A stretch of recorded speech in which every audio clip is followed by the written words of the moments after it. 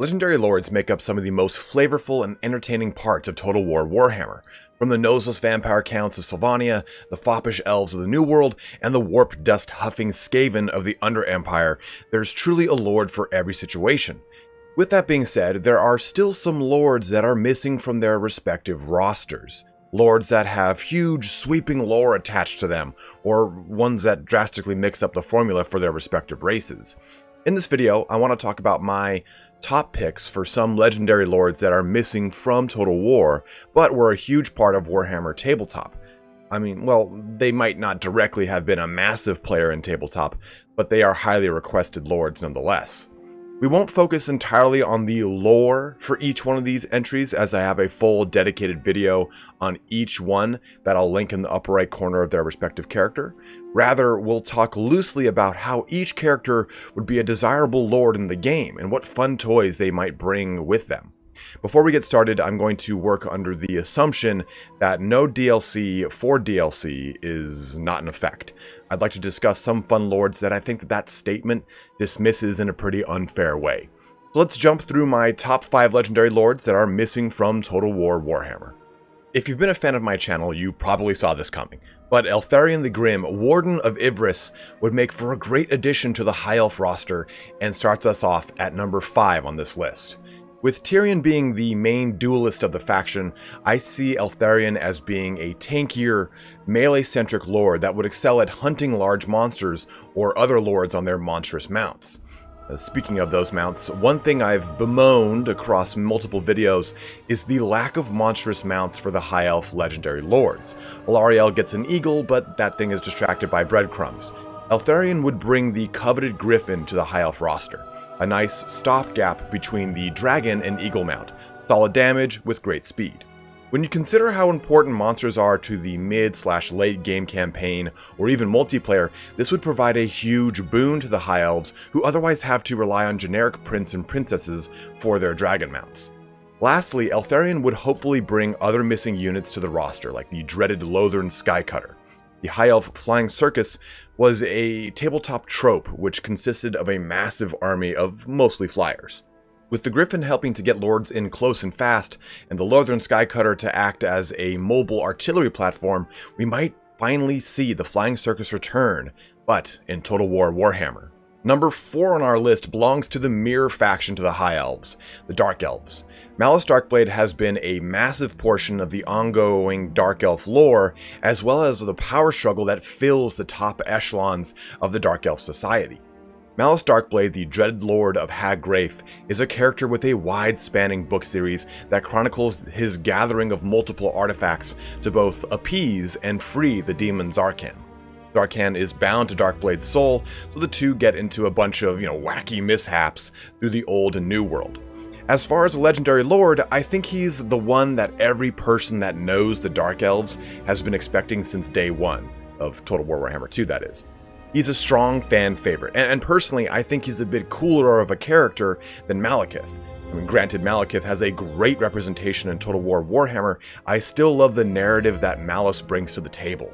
With a wide range of flexibility as far as starting locations, Malice gives Dark Elf players a potential starting position outside of Naggaroth or the southern tip of Lustria.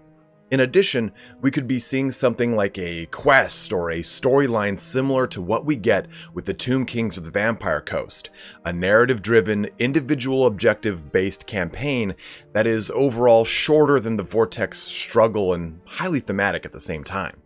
Since Haggrafe is the city most aligned with Cold One Knights and their mounts, Malice himself riding Spite, a larger than average Cold One, perhaps we can see something that breaks the ugly rampage mechanic of Cold One Knights. That is to say, in addition to any other fun mechanics we might get as part of his story as well. Number 3, Thanquol, the Greyseer of the Skaven. Similar to Malice Darkblade, I think a lot of Skaven players were surprised to see him not added to even the base game, let alone any of the Skaven DLC since then. Thanquol is another character that has skittered his way through multiple publications, namely acting as an overarching antagonist to Gotrek and Felix. Thanquol has been seen all throughout the world, working on his own plans of manipulation and power that ultimately always blow up in his face, which is very Skaven-y in its own right. The only mention we have of Thanquol in Total War Warhammer, or at least its continuum, is Andy Hall's publication of All Tunnels Lead to Skavenblight, the prequel short story for Warhammer 2. Within, we see that Thanquol is leading Clan Scurvy, the Skaven clan with the biggest navy. Located in Spineport near Tobaro in Tilia, we have yet to see Clan Scurvy make a presence in the game just yet. Hopefully, Thanquol will make an appearance in Total War Warhammer in the near future, but I have a sinking feeling that we won't see him until the launch of the third game in the trilogy. Thanquol would bring a lot of big, scary things to the table. Massive vermin lords, essentially the greater demons of the Horned Rat. Storm fiends, which are enhanced rat ogres with gigantic weaponry attached to their arms, like a rat ogre Gundam. And of course, the new and enhanced Bonebreaker that would act as Thanquol's towering mount, able to make even a sun dragon look small. Thanquol not being in the game now is a tragedy, and I think that his addition will only strengthen the Skaven roster and campaign with any number of goodies that would be tacked alongside him. Going off of the beaten path and away from Total War Warhammer 2 races, our second place goes to the Twilight Sisters of the Wood Elves. The Wood Elves have been in a sore spot for a long time with their campaign, across the amber mechanics, stagnant gameplay, and rather bland narrative. In the coming year of 2020, we will hopefully see a DLC pack that reworks the Wood Elves entirely. With hope, we might even see a DLC or FLC Lord attached to that pack that adds the Naestra and Arahan, the Sisters of Twilight. In the past, back in Warhammer 1, there was a notion that the engine was limiting the implementation of these iconic special characters into the game. Now, with Warhammer 2, there is hopefully a better framework for adding more elaborate characters such as this. I mean, you have two wood elves dancing and shooting bows off of a dragon. It's a bit of a spectacle to behold and even worse to model, I'm sure. But there's something pretty important about the inclusion of Naestra and Arahan that extends beyond it simply following the rule of cool. As of now, the Wood Elves only have two legendary lords, Durthu and Orion. Awesome in their own right, there is no legendary lord with access to a monstrous mount, much like what we have with the High Elves.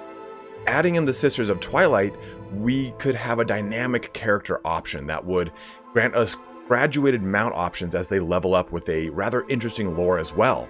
The possibility of a Wood Elf Legendary Lord DLC pack would be exciting, adding in Spellweavers perhaps, granting Wood Elves access to high and dark magic. One of the most interesting things about the tabletop Wood Elves is that they did have access to both high and dark magic, with their own custom lore attributes. The light and dark motif from the Sisters of Twilight would be well mirrored into the Spellweavers, granting two fun lores to the Wood Elves as well. Alright, our top slot, and the lord I think that people have been requesting for a long time, is Tarok's the Brass Bull. The Beastmen have a lot of their, larger beasts missing from their roster. Gorgons, Doom Bulls, Jabberslyths, all manner of disgusting horned, hooved, and clawed aberrations. Also, the race itself desperately needs an overhaul. It needs that Warhammer 2 polish that has raised the playability of so many of the other races. Empire would be a great example of this. Torox would be an amazing addition to the roster, as he brings an imposing general to the table in a Doom Bull. We have Gore Bulls, which are the hero version of the Doom Bull, but a Doom Bull is an even stronger, bigger, and badder bad boy than the Gore Bull. Torox, much like some of the other lords on this list, would bring a rather desired difference to the formula of the Beastmen.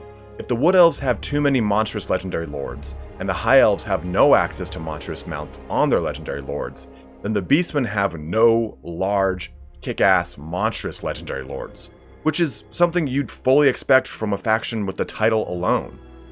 This Minotaur chieftain wielding two mighty axes is something that I think the game sorely needs, more so than anything on this list. With him would hopefully be other members of the Beastman Meme Brigade, the Gorgon, the other part of the Cygor kit back in the tabletop days, 4 massive arms carrying weapons and leaving destruction in their wake.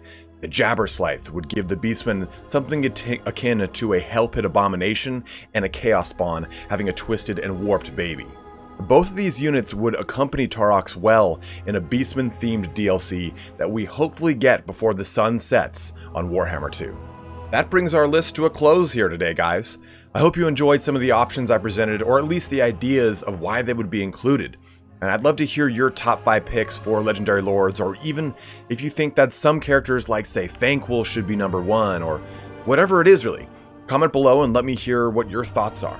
Again, I know we're working under a pretty heavy assumption regarding no DLC for DLC, but I truly believe that to really give the aforementioned 2 races the love that they need, that rule will probably have to bend a bit, or at least just be pushed into the FLC category. Either way, guys, thank you so much for watching here today. I've got some other great ideas for some list videos I'll be cranking out in the coming weeks, so stay tuned. But as always, have a good one and take care.